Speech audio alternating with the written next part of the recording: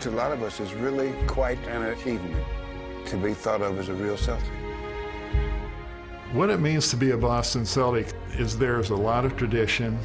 There's a championship winning drive that we had. Keep it, Havlicek steals it over the side goal. Havlicek stole the ball. It means teamwork. It means pride. But most of all, I think it means leadership. The outside now to Sam Johnson is good. These are the things that create the Celtic mystique that everybody talks about. What capped it for the Celtics is 11 championships in 13 years. It's all over. The Boston Celtics are once again the world champions. Look up and see all of those banners that are hanging up in the rafters, that they would also like to include their name, but they know what they must go through to be a part of that honor. You have to be on a team that plays together. You have to have what they call Celtic pride, which is something that Russell and Havlicek and Cousy and Casey Jones brought to Boston, and you have to win a championship. Larry Bird with a steal. Anderson back to Bird. Celtic green is the unique green. It's a long history, a tradition of excellence, of great players. It means so much, and I think everybody knows the tradition of the Boston Celtics. When you hear Celtic pride, you know, it's for the sacrifice of everybody, that you give yourself up. One man can be all he can be until the next man is all he can be. I've embraced the history and the culture and what it is to be a Celtic. The sacrifice, the hustle, the teamwork, the heart, the soul, determination. That's what Celtic pride is.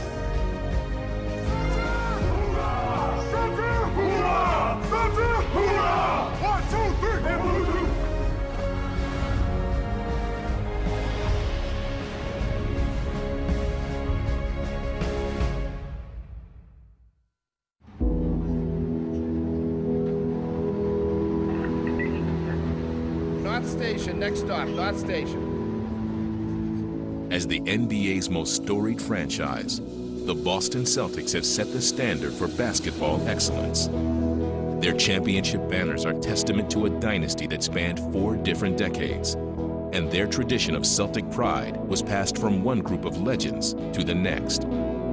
But after winning their 16th NBA crown in 1986, Boston's run of glory drew to a close.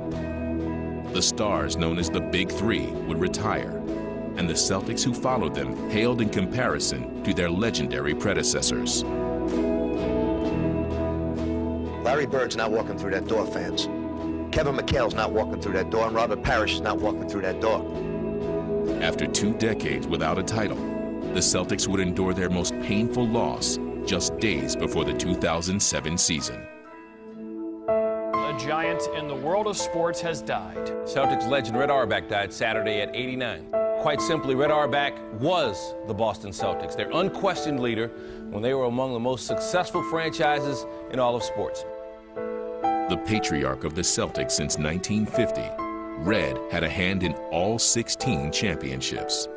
I think it was difficult on the city of Boston and all the people that, you know, had grown to love Red. And Red was kind of a figurehead of Celtic tradition and Celtic lore. I was a player that was drafted by Red, and Red had a great deal of influence on me coming back to the Celtics. And he was so important to our fans and to the tradition of the Celtics.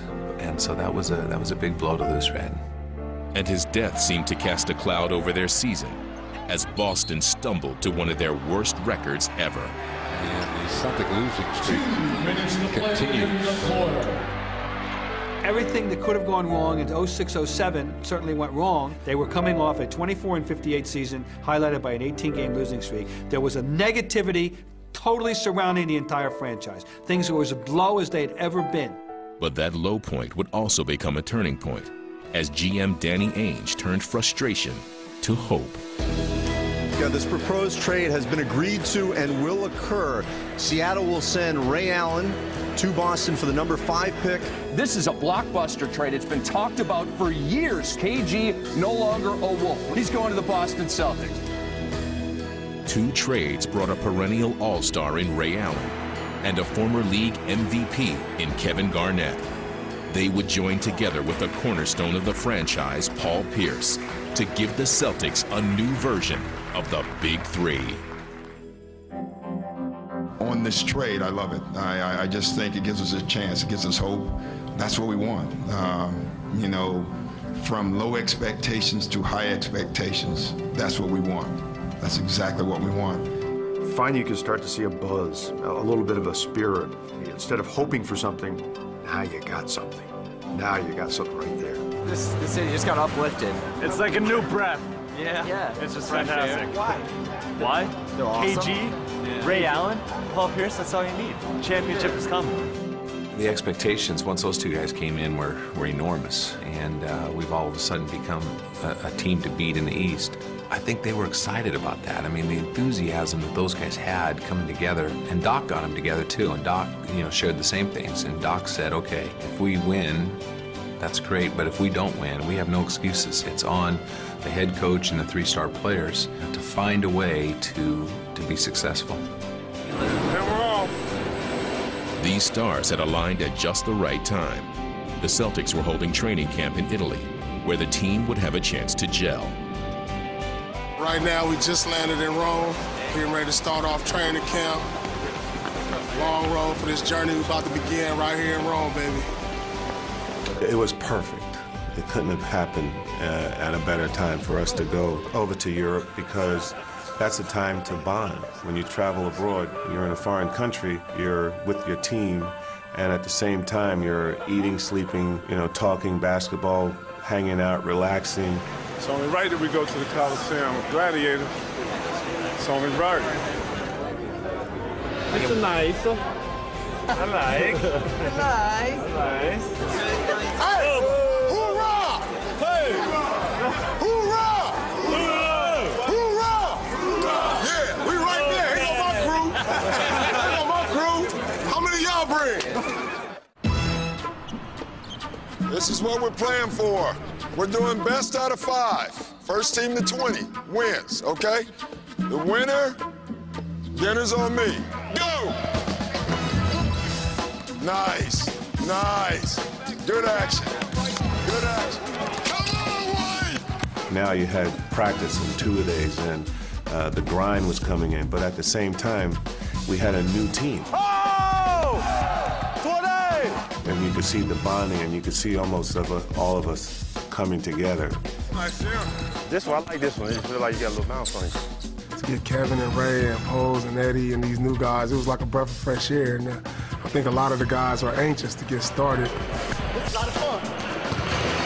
You one of the best shooters in the world. You don't need no adjustments. You're right about that. You ain't gonna argue with me on that one. Trying to blend his new ingredients into a unified team, head coach Doc Rivers would find their word to live by.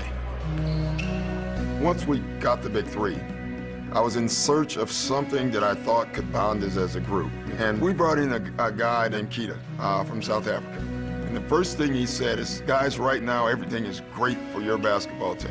But there's gonna come a moment where you're gonna face unreal adversity. And that's when the word Ubuntu and playing together will come through for you. And this word captured me right away. A person is a person through other people. I can't be all I can be unless you are all you can be. It's a way of life. It's not just a word.